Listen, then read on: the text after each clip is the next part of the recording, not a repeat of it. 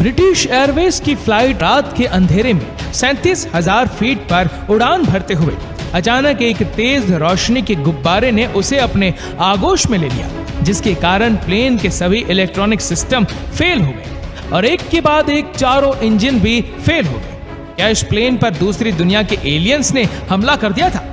Plane में सवार 263 लोगों का क्या हुआ? दोस्तों, आज हम एविएशन दुनिया के इस रहस्यमय राज से पर्दा उठाएंगे।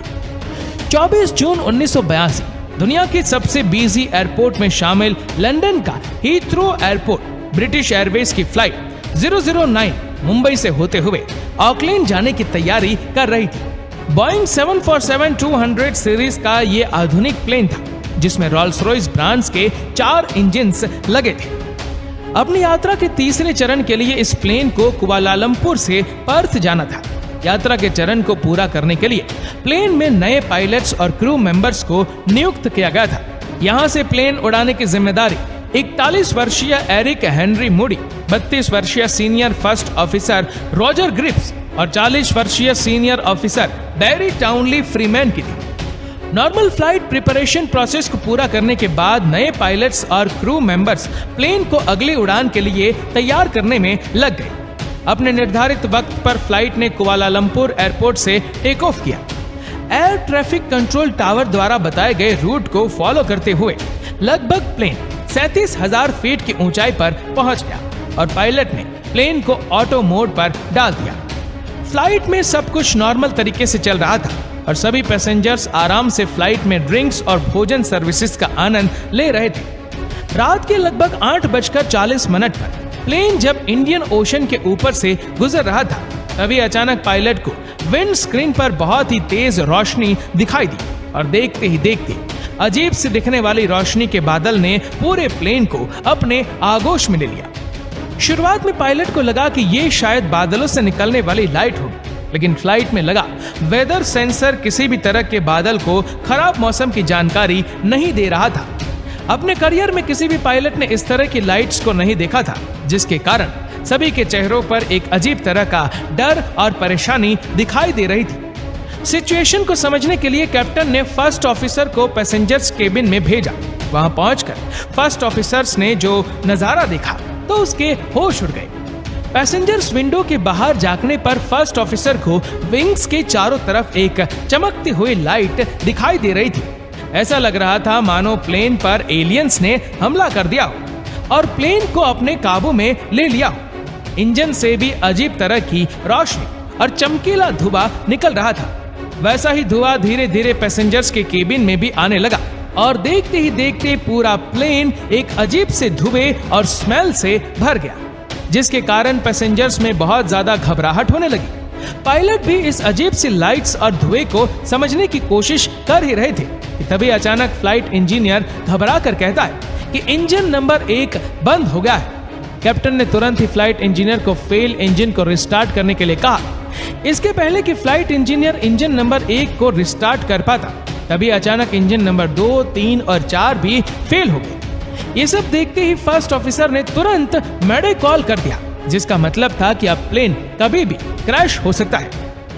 चारों इंजन से अजीब तरह की लाइट और आग की लपटें निकल रही थी, जिन्हें देखकर पैसेंजर्स के बीच में दहशत और घबराहट इस कदर बढ़ गई कि उन्होंने अपने दोस्तों और रिश्तेदारों के लिए आखिरी खत लिखना शुरू कर दिया। पायलट अभी भी इंजन को रिस्टार्ट करने की लगातार कोशिश कर रहे थे ताकि चारों में से कोई एक इंजन भी रिस्टार्ट हो जाए तो किसी तरह प्लेन को उड़ाया जा सकता है। लेकिन कहते हैं ना कि मुसीबत कभी अकेले नहीं आती, और वही इस प्लेन के साथ भी हुआ। पायलट सभी भी इंजन को रिस्टार्ट करने की कोशिश कर रहे थे कि अचानक से प्लेन के सभी इलेक्ट्रॉनिक सेंसर्स और सिस्टम बंद हो गए। प्लेन के चारों इंजन और ऑक्सिलरी पावर यूनिट के फेल होते इंजन में ऑक्सीजन का दबाव कम हो गया, जिसके कारण केबिन में ऑक्सीजन मास्क लटकने लगे ताकि पैसेंजर्स और क्रू को सांस लेने के लिए ऑक्सीजन मिल सके। अचानक आई इन सब मुसीबतों से पायलट्स भी काफी घबरा गए थे, लेकिन थोड़ी ही देर बाद पायलट ने अपने आप को संभालते हुए फिर से सिचुएशन को संभालने की कोशिश की। बिना इंजन पावर के प्लेन अब 37,000 फीट से 26,000 फीट पर आ गया था। बिना इंजन प्लेन ग्लाइड करते हुए आगे तो बढ़ रहा था, लेकिन उससे कहीं ज्यादा स्पीड से वह नीचे आ रहा था। अब कैप्टन की सबसे बड़ी कोशिश ये थी कि किसी भी तरह प्लेन को ग्लाइड करते हुए नजदीक के किसी एयरपोर्ट पर लैंड करा दिया जाए। उस वक्त सबसे नजदीक जकार्ता इंटरनेशनल एयरपोर्ट था। प्लेन की हाइट और स्पीड को कैलकुलेट करके कप्तान ये जानने की कोशिश करने लगे कि बिना इंजन के प्लेन कितनी दूर जा सकता है। यहाँ हम आपको बताना चाहेंगे कि इस प्लेन की ग्लाइड रेशियो 15.1 थी, जिसका मतलब था कि अगर प्लेन 15 मीटर आगे की तरफ जाएगा तो 1 मीटर नीचे की तरफ आएगा। सभी कैलकुलेशन करने के बाद एक बार फिर से कप्तान को निराशा हाथ लगी, क्योंकि प्लेन की करंट लोकेशन और जकार्ता इंटरनेशनल एयरपोर्ट के बीच में बहुत ही ऊंचा पहाड़ था, जिसे बिना इंजन के ग्लाइड करते हुए पार नहीं किया जा सकता था। कप्तान ने को पायलट और फ्लाइट इंजीनियर को ब्रीफ करते हुए कहा कि अब हमारे पास रिस्क लेने के अलावा कोई और दूसरा ऑप्शन नहीं है। हम ग्लाइड करते हुए इंजन को रिस्टार्ट करने की कोशिश करते रहेंगे। अगर 12,000 फीट के हाइट पर आने तक भी इंजन रिस्टार्ट नहीं हुए तो हम प्लेन को समंदर में लैंड करवा देंगे। कप्तान ने पैसेंजर केबिन में अनाउंसमेंट करते हुए कहा कि मैं आपका कैप्टन बोल रहा हूँ, प्लेन के इंजन में कुछ खराबी आ गई है और हम लोग उसे ठीक करने की कोशिश कर रहे हैं। आप सबसे अनुरोध है कि हिम्मत से काम लेते हुए शांति बनाए रखें। पैसेंजर सब अपने आंखें बंद करके भगवान को याद करने लगे। सभी को अभी भी किसी चमत्कार की आशा थी कि प्लेन सही सलामत लैंड कर जाए। इसी के साथ केबिन क्रू भी प्लेन को समंदर में लैंड कराने की तैयारी करने लगा। धीरे धीरे ग्लाइड करते हुए प्लेन अब नीचे आने लगा और जैसे जैसे प्लेन नीचे आता जा रहा था वो अजीब रोशनी भी कम होती जा रही थी। 13,000 फीट पर आते आते वो अजीब रोशनी बिल्कुल गायब हो चुकी थी। प्लान के मुताबिक फ्लाइट इंजीनियर ने आखिरी बार इंजन को रिस्टार्ट करने की कोशिश की तो एक चमत्कार हुआ और अचानक से सभी इंजन्स रिस्टार्ट हो गए। सभी इंजन के स्टार्ट होते ही प्लेन ऊपर उड़ने लगा और उस पहाड़ के ऊपर से आराम से गुजर गया।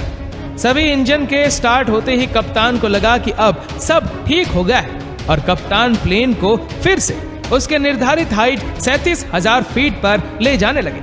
लेकिन जैसे जैसे प्लेन ऊपर जाने लगा वो अजीब सी रोशनी धीरे धीरे वापस बढ़ने लगी और प्लेन के इंजन फिर से वार्निंग देने लगे। ये देखते ही देखते कैप्टन ने प्लेन की हाइट को कम करके उसे 12,000 फीट पर फिक्स कर दिया, जहां फिर से वो अजीब लाइट खत्म हो गई और इंजन्स वापस काम करने लगे। कप्तान अब कोई रिस्क नहीं लेना चाहते थे और उन्होंने प्लेन को जकार्ता एयरपोर्ट पर लैंड करने की तैयारी शुरू कर दी। लेकिन अभी भी एक मुसीबत बाकी थी।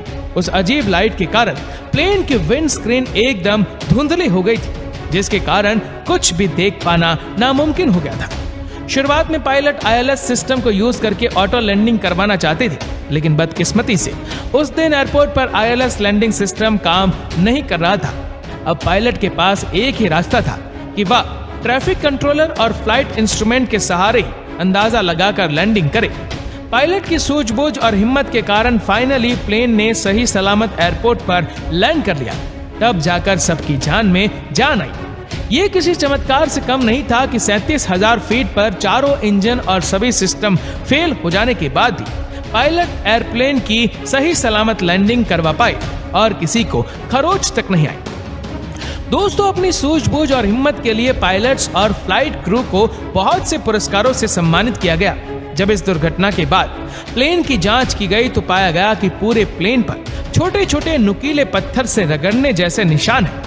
ऐसे ही निशान प्लेन की विंडस्क्रीन पर भी थे, जिसके कारण विंडस्क्रीन धुंधली हो गई थी। प्लेन पर पाए गए पार्टिकल्स की जांच करने के बाद पता चला कि ये वॉल्केनिक ऐश के पार्टिकल हैं। इस जानकारी के बाद दुर्घटना से रहस्यों का पर्दा उठता चला गया। खोजबीन करने पर पता चला कि जकार्ता की पहाड़ियों में एक वॉल्केनो में विस्फोट के बाद लावा और धुआं निकल रहा था।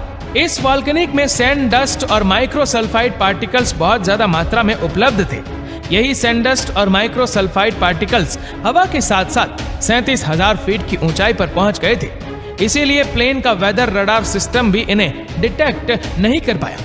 यही पार्टिकल्स प्लेन की बॉडी और विंड स्क्रीन से टकराकर फ्लैश लाइट इफेक्ट प्रोड्यूस कर रहे थे। इस दुर्घटना के बाद इस एयर रूट को बंद कर दिया गया और एरिया के आसपास सभी वॉल्केनो को रेगुलरली मॉनिटर किया गया ताकि इस तरह का हादसा फिर से ना हो। दोस्तों, इस वीडियो को लेकर आपकी क्या राय है नीचे कमेंट करके जरूर बताएगा। और अगर आपको वीडियो अच्छा लगा हो तो इस वीडियो को लाइक करिएगा, शेयर करिएगा ज्यादा से ज्यादा लोगों तक, और ऐसी ही और भी इंटरेस्टेड वीडियो को YouTube पर देखने के लिए नीचे कमेंट सेक्शन में लिंक दी गई है, जिसके ऊपर क्लिक करके हमारे चैनल को आप सब्सक्राइब करें और बेल आइकन दबाएं, ताकि हमारी हर लेटेस्ट वीडियो की अपडेट आपको मिलती रहे सबसे पहले। और हाँ, हमारे फेसबुक पेज को फॉलो करना मत भूलना। धन्यवाद।